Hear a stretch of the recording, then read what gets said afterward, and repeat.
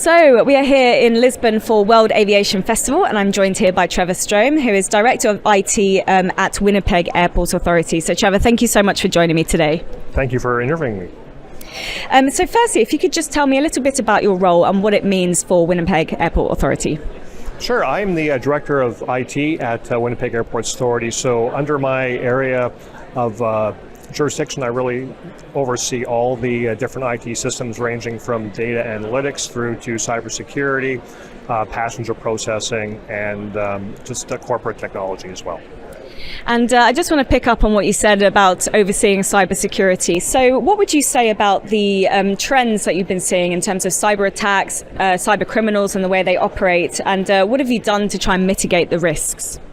Sure. So I would say from the trends perspective, we're definitely seeing an ever-increasing threat environment, whether it's from more sophisticated phishing attacks, which honestly now it's very hard to tell the difference between a legitimate email and something that's coming through as a phishing email. And so, some of the things that we're doing is better, being able to better detect those and stop them before they even reach the inbox of our users.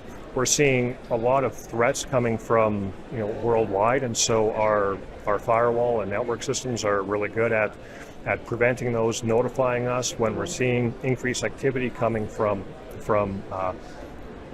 nefarious sources, for example. And so our firewall teams are busy, keeping the bad guys out and helping keep our data and systems protected.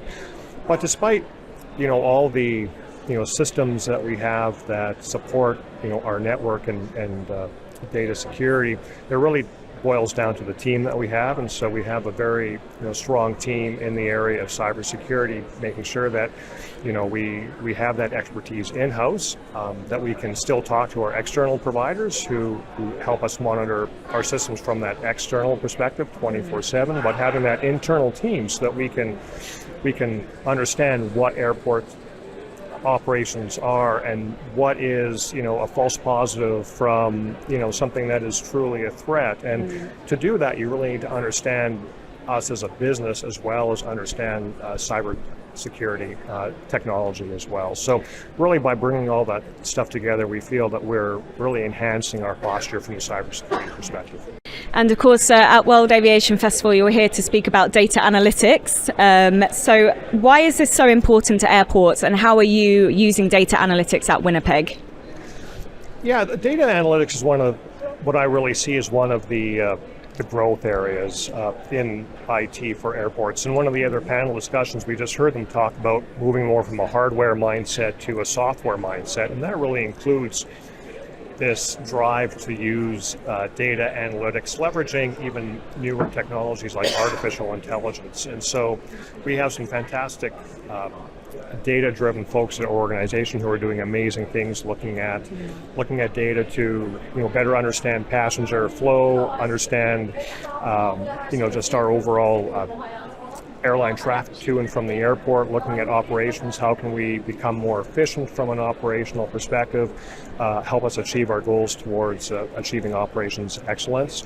But really looking at what are those meaningful use cases that we can start to leverage artificial intelligence in, and where, how can we use AI to benefit, once again, security, use it to benefit airport operations, but ultimately how can we leverage AI capabilities to improve and streamline the passenger journey.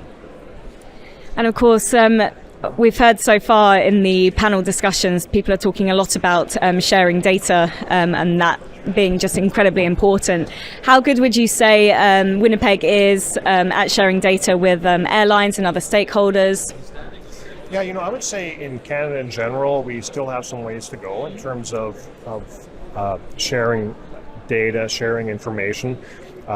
There's been discussion here at the conference about, who owns which pieces of data, and I know that, airlines and airports and different service providers sometimes differ in their opinions in terms of who owns, that data. But ultimately, if we want to achieve our shared vision of having improved passenger journeys, we need to figure out what is that data that we all need to see, how do we share that with each other so that we can achieve that common goal of improved passenger seamless travel. Because when airports, airlines, stakeholders share data and collaborate, amazing things do happen. Absolutely, right. And I would say that, even on a smaller scale, we're still needing to get better within our own airport in terms of sharing data between different departments and sort of breaking out of that silo mentality. And that'll be some of the things I'm talking about even today during my talk, is how do we break out of that silo mentality, share information within our own airport between different departments, and then pave the way for that larger information or data sharing between airports and airlines and airports and any stakeholder in the air travel ecosystem.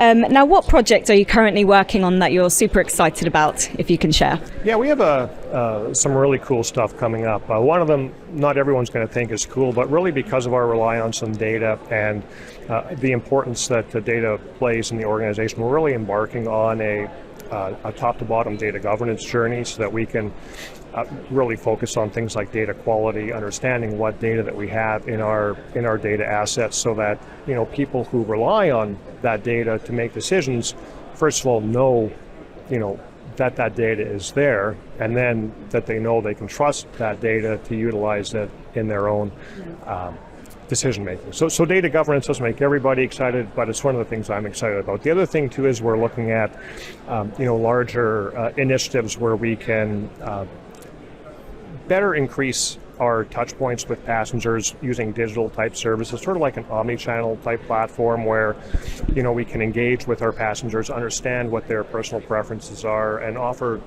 goods and services via digital platforms that really help make our passenger journey more seamless, but also more pleasant, and potentially at the end of the day even creating additional revenue opportunities for the airport. So it's all about personalization. Do you have any particular examples that you can share then, like how it might be personalized for a particular passenger? Yeah, so one of the things that we'd be looking at is, as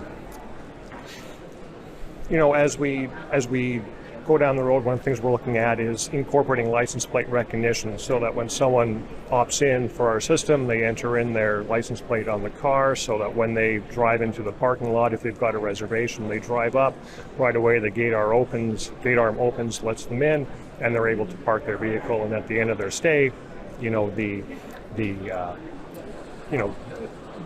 transaction is closed, and the passenger is billed for that parking time. That's just like one very basic early use case that we're looking at, but really we're looking at tying in more goods and services, and down the road, how do we build a platform that would achieve that? No, that sounds really exciting, and it sounds like the possibilities are endless in terms of personalization. Absolutely. So what technology do you think will be disrupting the airport space within the next 2 years? Yeah, well, I mean, just if you listen to the conversations at the conference here, there's a lot of talk about biometrics and how that technology is really going to be driving the passenger experience and seamless travel. A lot of discussion also, and I truly believe this, around AI and how airports can leverage artificial intelligence to enhance security, enhance the passenger experience. And I think that when people talk about AI nowadays, everyone automatically thinks about ChatGPT and those types of technologies, but we're deploying systems that employ artificial intelligence in video analytics and other things like that, so we can have basically a bird's eye view of our airport and detect where hotspots are in terms of passenger loitering and stuff. And that's just really scratching the surface in terms of what that type of technology can do for us as well. And we're seeing from an investment perspective that if we're investing in things like AI, where we can do multiple use cases with a single system for say video analytics, maybe we don't need to invest in multiple other systems that do different things. So for example, baggage cart tracking, for example, rather than having to buy a system where we put beacons on individual baggage carts so we know where they are and be able to corral them back to where they need to go at the where we have them corralled at the airport. What we can maybe do is use video analytics to detect where these baggage carts are and alert people to be able to go bring those and deliver them back to where they need to go. So that's just one example of how we might be able to use one sort of technology to take the place of what might have been multiple technologies. So there is that return on investment. So it's like killing more than one bird with one stone. Exactly. Yeah, that's actually something that I've heard mentioned on the panels here, that at the moment airports are trying to find one piece of technology to solve one solution, whereas we really need a holistic solution to solve like multiple challenges. Yeah, and that's why when we're looking at these solutions, it can't just be IT driven. It needs to be business driven from a holistic perspective. Because when we're talking about different AI use cases, video analytics, whatever it might be, there's more often than not, a commercial use case for it. There might be operations use case, there might be a security use case, or just might be, even an IT, technology use case for that same sort of technology. But if we're not having that holistic conversation around understanding what all our needs are, we might be investing in different, competing technologies as opposed to getting the most out of the investments that we are making. Trevor, that was my final question. Thank you so much. Thank you very much.